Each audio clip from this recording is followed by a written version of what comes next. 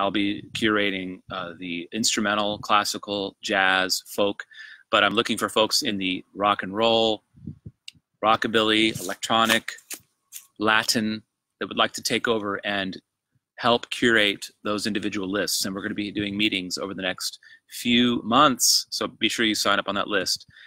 Hey, Jimmy. Hey, Terry Lenbach. Hey, Javier.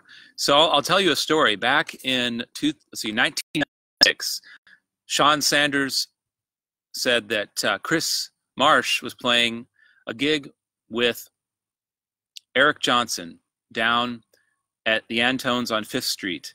And so I called up Chris, asked if I could be put on the list, and I was so excited to go hear Eric Johnson in a small club setting. And I'd heard that Eric was doing more improvisational music that kind of bordered on the John McLaughlin Mahavishnu Orchestra sound. So I ran down to the Antones down there, which used to be next to my dad's bookstore, Paperbacks Plus, and it was a full house at Antones to hear the Eric Johnson Trio with Chris Marsh on bass and the drummer who has passed away. I'm trying to remember his name. If anybody knows who I'm talking about. Anyway, I also saw Evan Arredondo, great Austin bass player. He's played with Tony Campisi. He came up to me and Sean and said, "Yeah, this is going to be great." So we enjoyed the music, enjoyed the first set, and Evan came over and said, "You know what?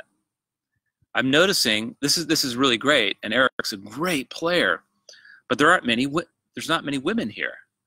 And we looked around. It was a lot of guys coming to that show. So there's something I was thinking about today, is that this sort of cliche of rock and roll guitar, electric guitar, has always blown my mind at how popular it has been. We're talking about, now again, I don't have anything against, I love electric guitar. I love it to a degree. But the fact that it is so popular, that distorted guitar hero kind of playing, no disrespect to Eric. I love Eric. Eric is an extremely versatile musician who plays many styles, plays acoustically, he plays all over the map. But I thought it was a very interesting observation by Evan that there weren't many women at this show at Antone's in 1996. And why was that? Well, that music was very testosterone-filled that we was playing that night. It was like John McLaughlin. It was Guitar Hero. It had this push to it. It was very, get on that train and let's go. Let's rock this world. Let's, Eddie Van Halen. Let's, a very competitive spirit.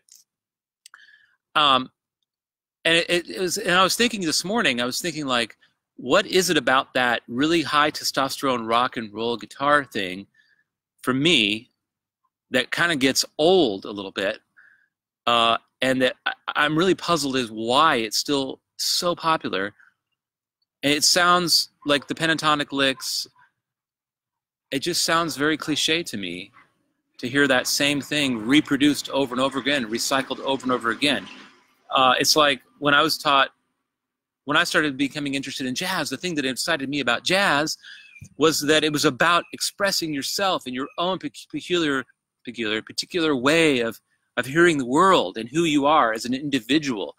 That being an individual in context with the democracy of an ensemble, where there was give and take, where there was co-collaboration, that individual soul within the group context is what made jazz exciting.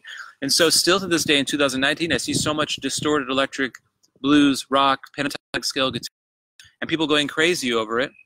It blows my mind. I don't really understand it. I mean, I like it to a certain degree, but I want to hear more variety.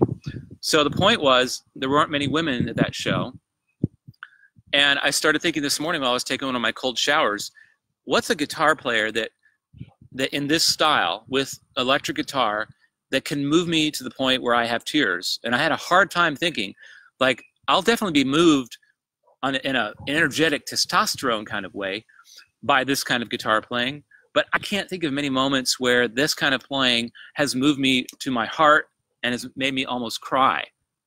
So I was really racking my brains thinking of a musician in the electric guitar format after 1980 who, with the blues distorted rock thing, I know you're probably saying that's not what it's about, Will, but I did think of one. So I want to play a couple tracks here because I think it's about the soul. Like, to me, what is it? So, and then it having to think of a player that would do this, that could touch my soul, that could have the ability to make me almost cry, feel something, really feel something besides testosterone, besides wanting to take over the world, wanting to rock and roll all night, you know, party, all that. I did think of one player, but I think it also made me ask the question, what is it about a musician? What are the attributes of a solo or of playing that really touch the soul of a person? And when you hear this cut, I think you'll hear what I'm talking about.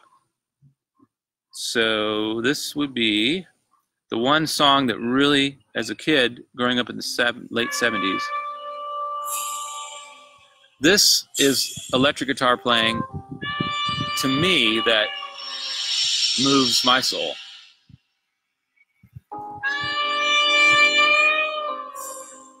Anybody know who that is?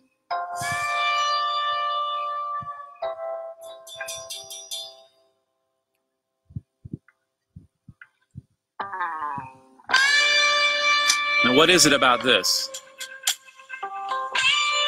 All right. So he's playing one note. There's lots of space.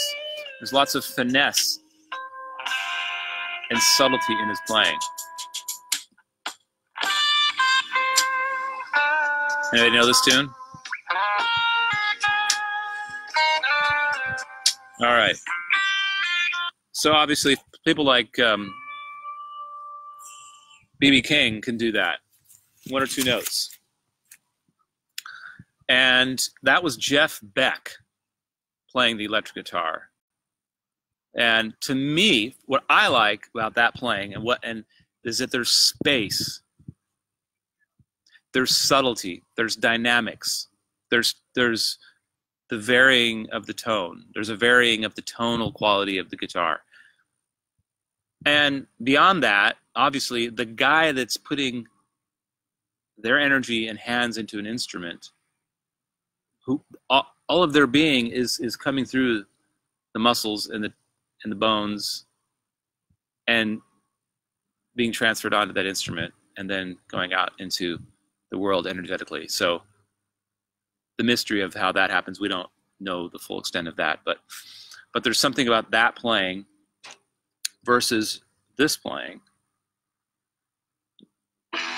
that is just different. It's just different. This doesn't necessarily touch my soul or make me want to cry, but maybe that's okay.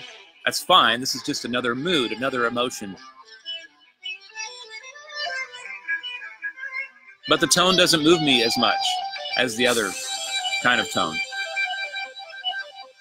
doesn't really get at my heart as much. I mean, this is impressive. I love. This is fun. But I'll get back to the question is why were there fewer females at the Eric Johnson show that I saw in 1996? Is that still true to today? Is there something about the way the feminine spirit hears music or desires to hear music versus the male testosterone spirit? All right. Thanks for watching. Over and out.